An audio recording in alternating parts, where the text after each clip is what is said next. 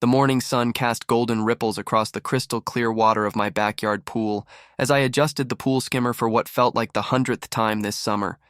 It was barely 8 a.m. on a Saturday, and I was already out here in my ratty, old swim trunks trying to get everything perfect before my daughter Emma's 10th birthday pool party later that afternoon. 23 kids were expected, along with their parents, and I wanted everything to be absolutely flawless. My name is Marcus Thompson, and I'd been planning this party for months. Emma had been counting down the days since school let out in June, and now here we were in mid-July, finally ready to celebrate. The pool area looked like something out of a magazine. Colorful streamers hung from the pergola I'd built last spring. Tables were set up with bright tablecloths that matched the mermaid theme Emma had insisted on, and the pool itself sparkled like a jewel in our modest backyard. I'd gotten up at 6 a.m. to make sure the water chemistry was perfect, the pool vacuum had done its job overnight, and every last leaf had been skimmed from the surface. My wife Sarah was inside, already stress baking what would probably be enough. Cupcakes to feed a small army, and the smell of vanilla and chocolate was starting to drift through the open kitchen windows. Everything was going according to plan until I heard the unmistakable sound of heels clicking aggressively across concrete. "Excuse me! Excuse me!" I looked up from where I was testing the chlorine levels to see a woman I'd never met before marching across my backyard like she owned the place. She was probably in her mid-40s, with the kind of haircut that screamed, "I demand to speak to your manager." Perfectly styled blonde bob, not a strand out of place despite the early morning. She wore white capri pants that probably cost more than my monthly car payment and a coral-colored blouse that looked like it had never seen a wrinkle. But it was her expression that really caught my attention. Pure, unbridled indignation radiated from every line of her face, from her narrowed blue eyes to the tight set of her glossy lips. This was a woman on a mission, and somehow I had the sinking feeling that I was her target. "Can I help you?" I asked, straightening up from where I'd been kneeling by the pool's edge. I kept my voice friendly but cautious. In my experience, when strangers showed up in your backyard looking like they were ready to file a lawsuit, it was best to proceed carefully. "Help me?" she repeated, her voice rising to a pitch that probably had dogs barking 3 blocks away. "You can help me by explaining what gives you the right to ruin my entire weekend with this aquatic monstrosity." I blinked, looking around my perfectly normal backyard pool area. "I'm sorry, I don't understand.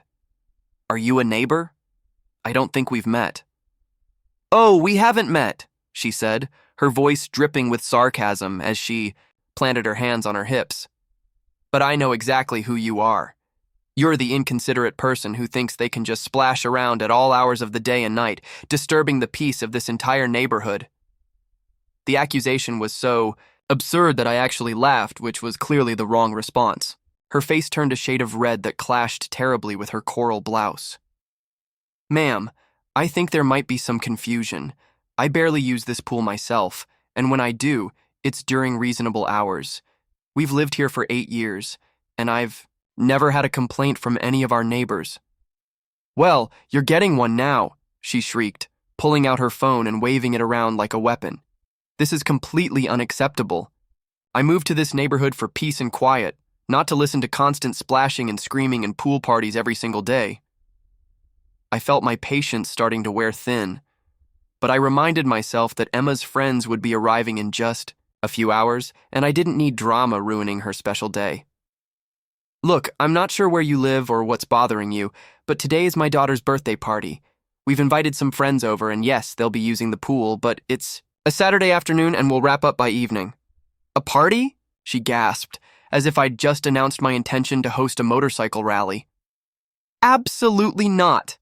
I will not tolerate this kind of disruption. Do you have any idea how much I paid for my house? Do you have any concept of property values and neighborhood standards?"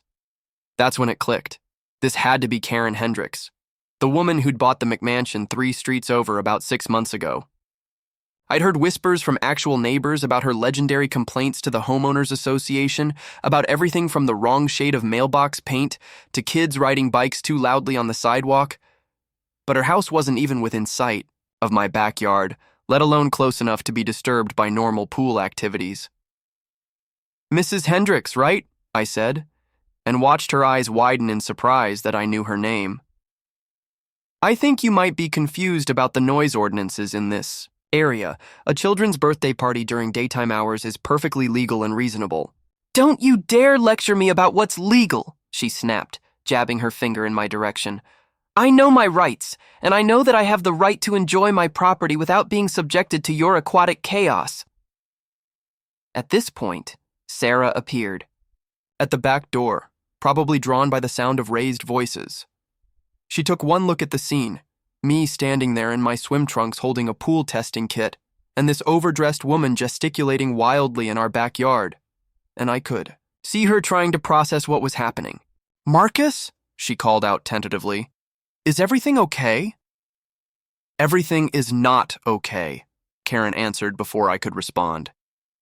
"Your husband seems to think he can turn this neighborhood into some kind of water park without consideration for anyone else."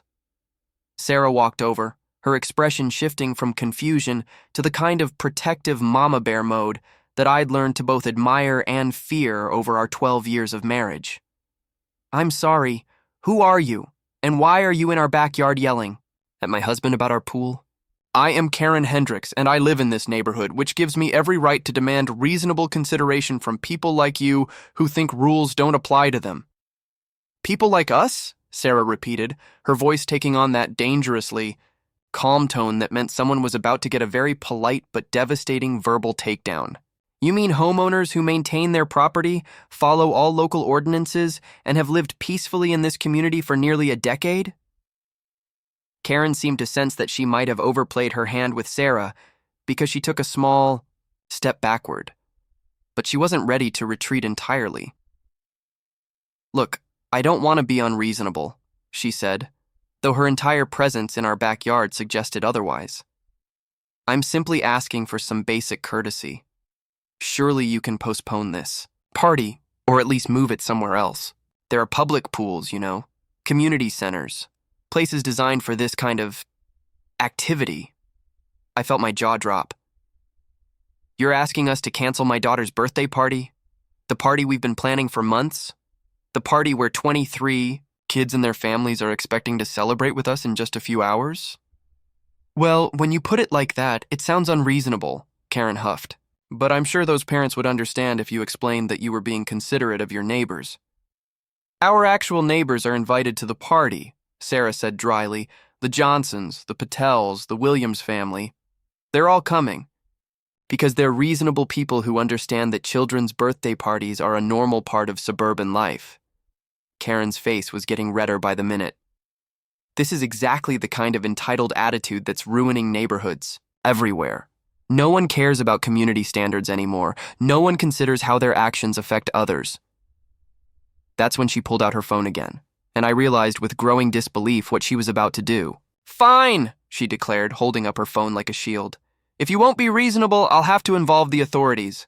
I'm calling 911 to report this disturbance."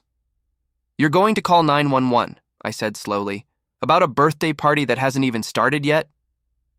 "I'm calling 911 about noise violations, property disturbance, and your complete disregard for community peace," she announced, already dialing. Sarah and I exchanged a look that contained about 12 years' worth of shared communication. We both knew this was about to get very interesting very quickly. As Karen put the phone to her ear, her voice shifted into what I could only describe as peak victim mode. Breathless, urgent, and deeply aggrieved. "Yes, hello, 911? I need to report a major disturbance in my neighborhood. There's a man here who's planning some kind of massive pool party, and he's being completely unreasonable about the noise it's going to cause." I had to admire her commitment to the performance, even as I felt a mixture of disbelief and anticipation about how this was going to play out. In all my years of adulting, I had never witnessed someone call emergency services about a birthday party that literally had not even begun yet. But Karen Hendricks was just getting started, and I had the distinct feeling that she was about to learn some very important lessons about emergency services, community standards, and the art of picking your battles wisely. As she continued her dramatic phone performance, gesturing wildly with her free hand while describing our threatening behavior and massive disturbance, I caught Sarah's eye and saw the same mixture of incredulity and dark amusement that I was F. Yes, that's right, officer, Karen continued into her phone, pacing back and forth across my patio like a caged animal. They're being completely hostile and unreasonable. The man actually laughed at me when I tried to explain how disruptive this is going to be. I could hear a faint voice on the other end of the line, and from Karen's increasingly frustrated expressions, I was getting the distinct impression that the 911 operator wasn't giving her the response she'd expected. What? Do you mean it's not an emergency? She snapped. This is absolutely an emergency. Do you have any idea what property values mean in a neighborhood like this? This kind of disturbance could affect everyone's investment. Sarah nudged me and whispered, "Should we go inside and let her finish her performance?" But I was genuinely curious to see how this played out. In 8 years of living here, I dealt with the occasional minor neighbor dispute. A tree branch that needed trimming, a delivery truck that blocked someone's driveway for an hour. But I'd never encountered anything remotely like this. "No, I will not call the non-emergency line," Karen shrieked into her phone. "This is an emergency. They're planning to have dozens of people splashing around and screaming right next to residential properties." That's when I heard something that made my blood run cold, the sound of car doors slamming in my driveway. My heart sank as I realized that some of the parents were arriving early, probably to help set up or just to chat before the party officially started. "Oh no," Sarah muttered, apparently having the same realization. "The Johnsons said they might come early to help with decorations." Sure enough, Tom and Linda Johnson appeared around the side of the house, followed by their 8-year-old son Jake, who was Emma's best friend. They took one look at the scene, Karen still gesticulating wildly on her phone, Sarah and me standing there looking like we'd been caught in the middle of a domestic dispute, and their expressions shifted from cheerful anticipation to concern. "Hey guys," Tom called out hesitantly. "Is everything okay? We heard voices." Karen whirled around as if she'd been struck by lightning. "More of them," she announced into her phone. "They're multiplying." This is turning into exactly the kind of massive disturbance I was trying to prevent. Linda Johnson, who taught 3rd grade and had the patience of a saint, walked over with the kind of calm confidence that comes from dealing with dramatic children all day. "Excuse me," she said to Karen, "but I think there might be some confusion here. We're just here for Emma's birthday party." "Exactly," Karen shouted, as if Linda had just proven her point. "This is turning into a massive neighborhood disruption." That's when Jake, bless his 8-year-old heart, piped up with the kind of innocent honesty that only children possess. "Lady, why are you yelling at Mr. Marcus? And why are you in his backyard? My mom says you're not supposed to go in people's yards without permission." Karen's face turned an even deeper shade of red.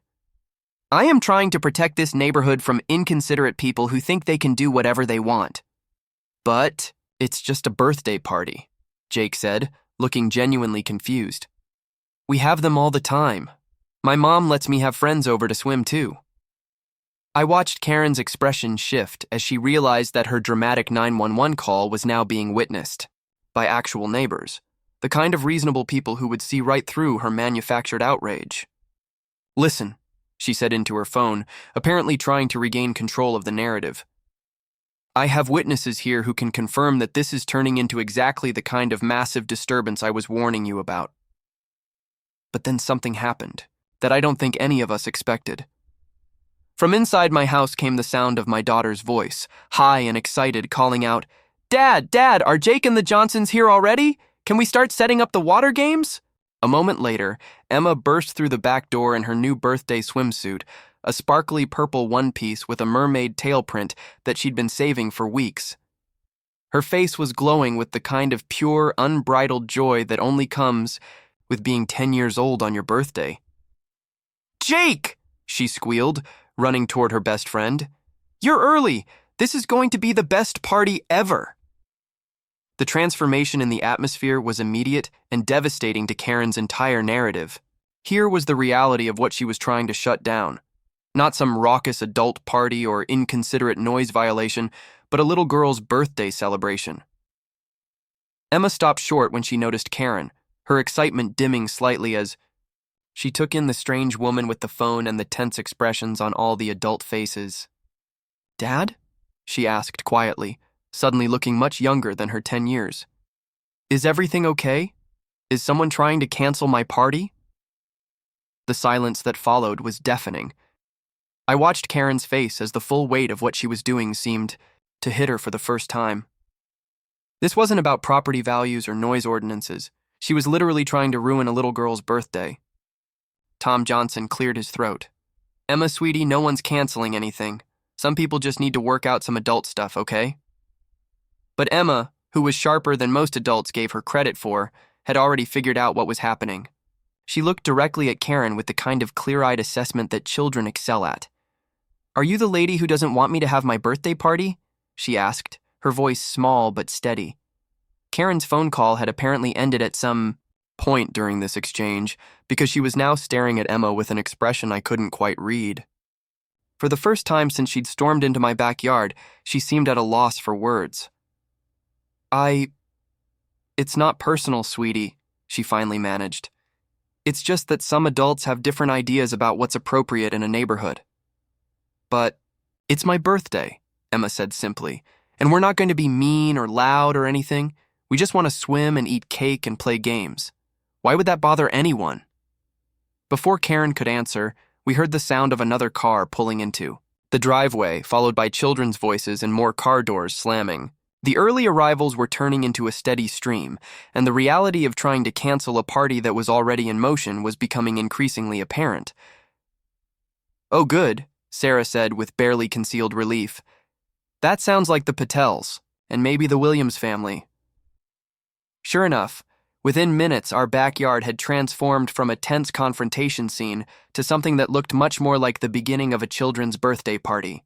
Parents were carrying covered dishes and gift bags. Kids were excitedly greeting each other, and the general energy was shifting from drama to celebration. Karen found herself standing in the middle of it all, still clutching her phone, looking increasingly out of place and uncertain. The absurdity of her position was becoming more obvious by the minute. Here she was, a grown woman who had called 911 to complain about what was clearly a perfectly normal family gathering. That's when Officer Patricia Martinez arrived. I heard her before I saw her. The crunch of footsteps on gravel, followed by the unmistakable jingle of equipment on a police utility belt. When she rounded the corner into our backyard, she took in the scene with the practiced eye of someone who had probably responded to more neighborhood disputes than she cared to count. Officer Martinez was a woman in her late 30s with graying hair pulled back in a neat bun and the kind of calm, authoritative presence that suggested she'd seen it all. She looked around at the birthday decorations, the pool area set up for children, the families gathering with their kids, and then at Karen, who was still standing there looking like she'd rather be anywhere else. Good morning, Officer Martinez said, her voice carrying the professional neutrality that police officers perfect. I'm responding to a 911 call about a disturbance. Can someone tell me what's going on here? Karen immediately stepped forward, apparently deciding that this was her moment to vindicate her actions. Officer, thank you for coming. I called because these people are planning a massive party that's going to disrupt the entire neighborhood. I tried to reason with them, but they've been completely uncooperative. Officer Martinez looked around, again taking in the scene with what I was starting to recognize as barely concealed amusement. And you are? Karen Hendricks. I live at 847 Maple Grove Drive, and I have every right to expect reasonable consideration from my neighbors. I saw Officer Martinez pause, and something shifted in her expression. 847 Maple Grove Drive? Ma'am, that's quite a distance from here. Can you help me understand how a pool party at this location would be disturbing your property? The question hung in the air like a challenge, and I watched Karen's confidence begin to visibly crumble. Well, it's the principle of the thing, she stammered. Property values, community standards, these things affect the entire neighborhood. Ma'am, Officer Martinez said, her voice taking on a slightly more pointed tone. Did you actually hear any noise or disturbance from your property that prompted this call? Well, no, but I knew there was going to be one. Prevention is just as important as response. Officer Martinez turned to me. Sir, are you the homeowner? Yes, ma'am. Marcus Thompson. This is my wife Sarah, and today is our daughter Emma's 10th birthday party. We've lived here for 8 years and never had any complaints from our actual neighbors. And when is this party scheduled? The question about how Karen had accessed our backyard hung in the air like a sword waiting to drop. I watched her face cycle through several expressions: confusion, realization, and then something that looked suspiciously like panic. Well, the gate was, she stammered, gesturing vaguely toward the side of our house. Ma'am, Officer Martinez said, her voice taking on the patient but firm tone of someone who had dealt with this exact type of situation many times before. I need a clear answer. Did you have permission from the homeowners to enter their backyard? Permission? Karen repeated, as if the concept was foreign to her. I was trying to resolve a neighborhood issue. I shouldn't need permission to address community problems. Tom Johnson, who had been quietly observing this entire exchange, cleared his throat.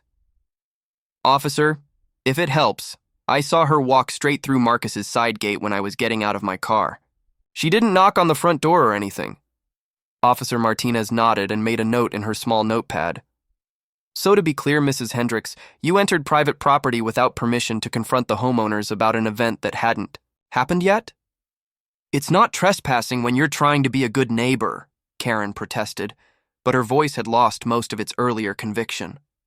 That's when Sarah, who had been uncharacteristically quiet during the officer's questioning, spoke up with the kind of calm precision that made me remember why I'd fallen in love with her in the first place. Officer Martinez, she said, I think there might be something else you should know about Mrs. Hendricks. Karen's eyes widened in alarm. What do you mean? Sarah pulled out her phone and showed it to the officer. While Mrs. Hendricks was making her 911 call, I did a quick search of our neighborhood Facebook group. It turns out this isn't her first complaint about community activities. Officer Martinez looked at the phone screen, and I saw her eyebrows raise slightly. Can you elaborate? Over the past 6 months, Karen Hendricks has filed formal complaints with the Homeowners Association about children riding bikes on sidewalks during daylight hours, a family having a garage sale that was too visible from the street, someone's mailbox being painted navy blue instead of black, and Sarah scrolled down. A complaint about the ice cream truck playing music in our neighborhood because it was contributing to noise pollution. A murmur went through the gathered parents, and I saw several of them pulling out their own phones, apparently checking the same Facebook group. Oh my God, Linda Johnson whispered. She's the one who tried to get the ice cream truck banned? Wait, said Dave Williams, who had arrived with his twin daughters about 10 minutes earlier.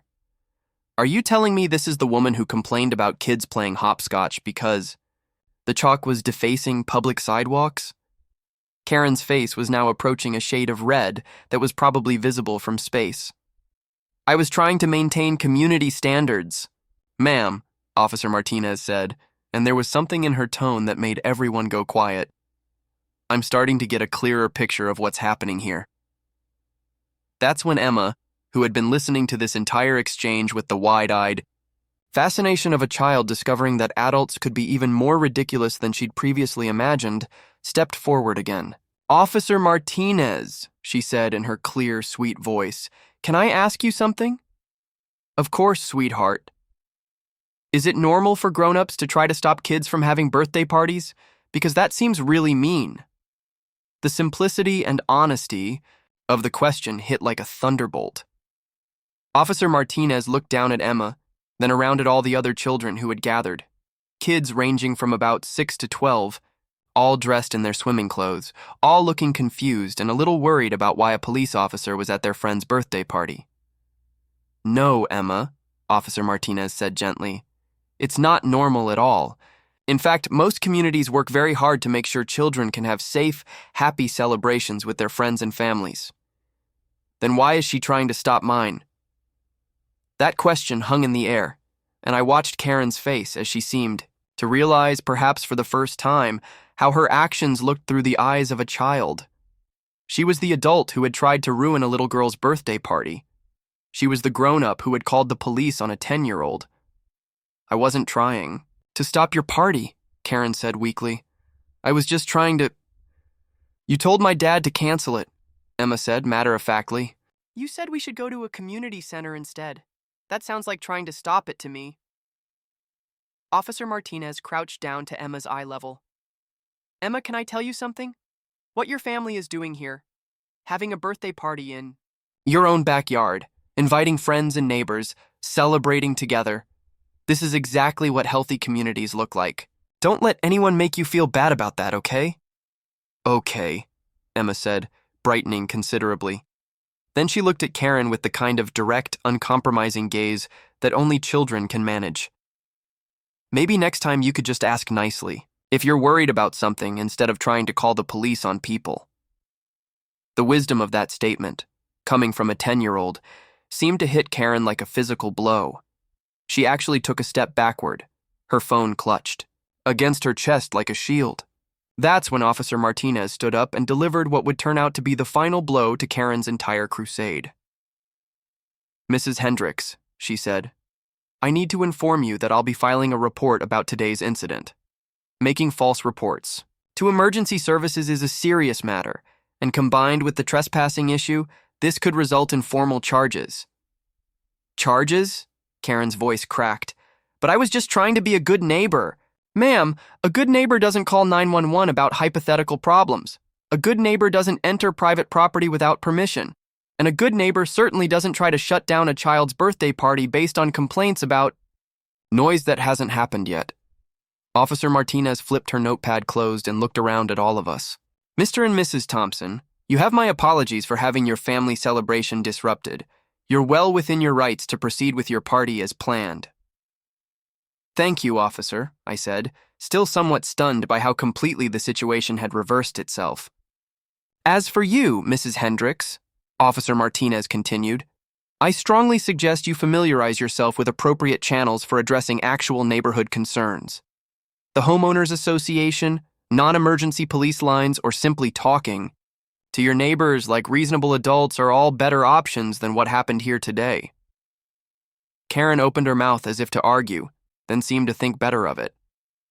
The fight had gone out of her completely, and she looked more than anything like someone who had just realized she'd made a series of very poor decisions. I should go, she mumbled. Yes, Officer Martinez said firmly. You should. And Mrs. Hendricks? I'd recommend avoiding this property in the future unless you're specifically invited. As Karen began her walk of shame across our backyard, Emma called out behind her. Mrs. Hendricks? Karen turned around, probably expecting one final insult or dismissal. If you want to come to my next birthday party, you can, Emma said, with the generous heart that made me proud to be her father. But you have to promise to be nice and not call the police on my friends. The offer was so unexpected, so genuinely kind, that Karen actually teared up. For a moment, I saw past the entitled exterior to what might have been a very lonely woman, who had somehow convinced herself that being perpetually outraged was the same thing as being involved in her community. That's very sweet of you, Karen managed. I'm sorry I tried to ruin your party. It's okay, Emma said with a shrug. Grown-ups make mistakes sometimes too. And with that, Karen Hendricks walked out of our backyard and, as it turned out, largely out of our lives. Officer Martinez followed her to make sure she actually left the property, leaving the rest of us standing there in the kind of stunned silence that follows unexpected drama. Tom Johnson was the first to break the silence. Well, he said, that was certainly something. Did that really just happen? Sarah asked, still looking slightly dazed. Did the mean lady get in trouble for trying to stop Emma's party? Asked Jake, with the directness that 8-year-olds excel at. She got in trouble for making bad choices, Linda Johnson explained diplomatically. But the important thing is that the party can go on as planned. That seemed to be the signal everyone was waiting for. Within minutes, the remaining awkwardness had dissolved into the organized chaos of a children's birthday party. Parents finished setting up decorations, kids started gravitating toward the pool, and the smell of grilling burgers began to waft through the air as Tom Johnson fired up our barbecue. But the story doesn't end there. About 3 hours later, right in the middle of Emma's pool games, we heard a car pull into the driveway. Sarah and I exchanged worried glances. Surely Karen hadn't come back for round two. Instead, Officer Martinez appeared around the side of the house, but this time she wasn't alone. She was accompanied by a younger officer, and to our complete surprise, they were carrying what appeared to be a birthday present.